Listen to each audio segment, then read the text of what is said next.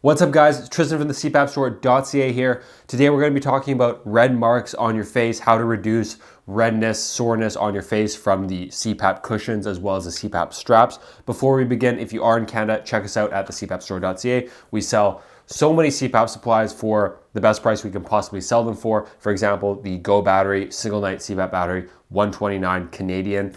We got the ResMed Air Mini. If you go on our website, you're gonna see the price is like over $1,300.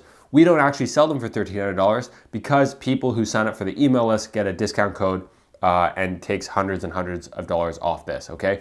So get an Air Mini for the summer. Now let's begin. Red marks on the face. Well, red marks are basically because of the silicone, obviously the tightness of the CPAP mask on your face, as well as the straps around your face. So there's a couple things we can do to mitigate those things. Some products that you might not heard of that I wanna show with you today.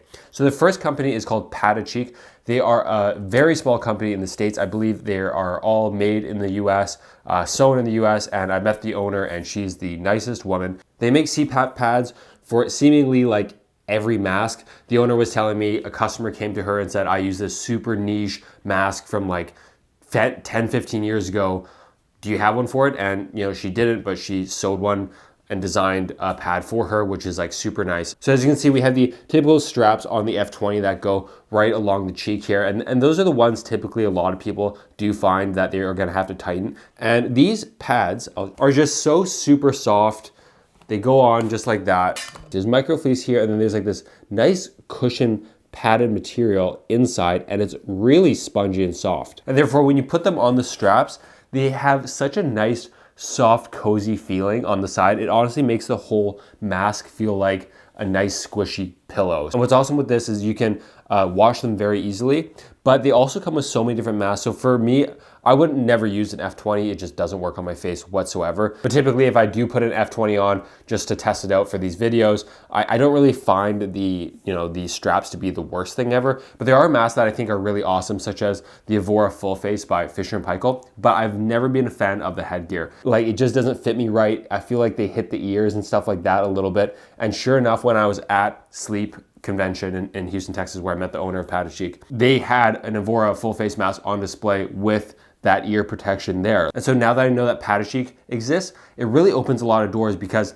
typically there's masks sometimes that work really well, hold a leak really well, but you just aren't a fan of the headgear. But with Cheek, you can really find a mask that works for you in terms of leak, and then make it the softest thing ever. Put pads all around it if you want, and make it a really, really nice soft headgear. Now for the cushion itself, Cheek also sells these liners, which are just these soft microfiber kind of liners that, you know, basically go on top of your cushion. So I really like them. I personally like the Air Touch N20 mask. That's the mask that I would use with Air Mini.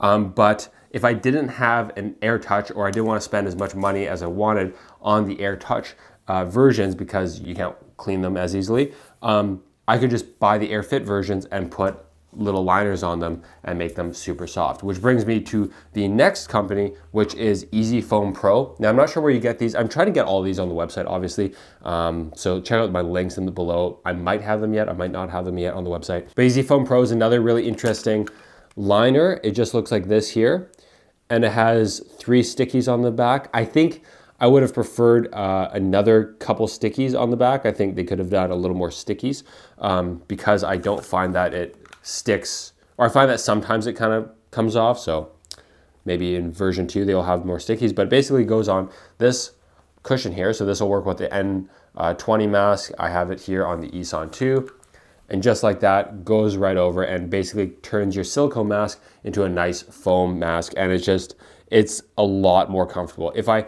had to use a liner between Easy Foam Pro and Cheek, I would definitely go with the Easy Foam Pro, but they don't have that many masks available, whereas I believe with Cheek they have everything available. But if you are using like an F20, an Eson 2, an N20, the Easy Foam Pro liner is super, super comfortable, and it's way nicer than using the silicone. Another way you can reduce redness is if you use a little mask cream like this. This is the one by CPAPology, has aloe vera and stuff in it. It doesn't harm the mask. It's formulated not to like kind of break down the silicone. And this is also good as a mask sealer. So you can just take some, it smells really nice and it's super soft. you put it on your face before you go to sleep, and this helps soften up the skin and create an even better seal with the cushion there. Now going back to the mask liners for a second, one thing that I really also like that I forgot to mention is that because of the softness, both on the cushion and on the straps, if you have a beard like mine or just like a little bit of stubble type of thing,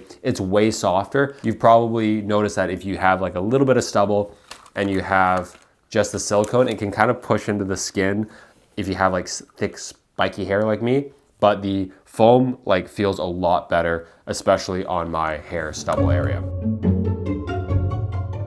The next thing I want to talk about is just different masks. Try your best if you can to, on your CPAP journey, go from a full face to a nasal mask. It's gonna be a lot more comfortable for you in the long run, simply because there's just so much less stuff going on here. Obviously this with an N20 doesn't look crazy difference, but if you can get yourself down to like a P10, there's just gonna be way less red marks, way more comfortable, and blah, blah, blah. You know, the list goes on. That being said, you're gonna have to learn to breathe with your mouth closed. You can definitely just try practicing that in the day.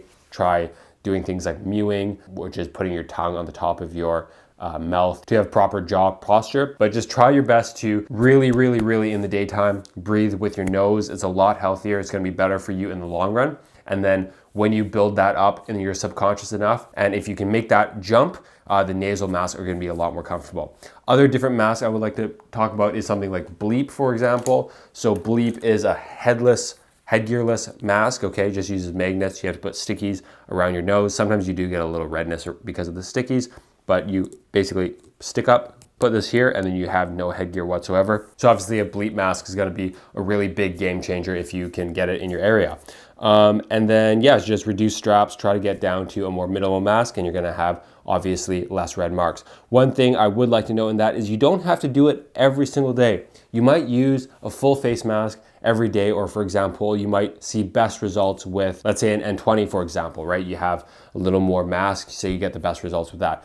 Maybe on a day where the next day, like a Saturday night, if you can use a mask, a relief mask that covers a different part of the nose and different part of the face, like an N30 or something like that, yeah, you might leak a little bit more, but just having that one day to give your nose a break might be good for you, depending obviously on the mask performance and how you deal with it. But having a relief mask, switching from mask to mask every few days or so definitely is a big way that you can reduce the red marks. And when you do that, you're using the mask half as much. So it's not like you doubled your cost because you have two different masks.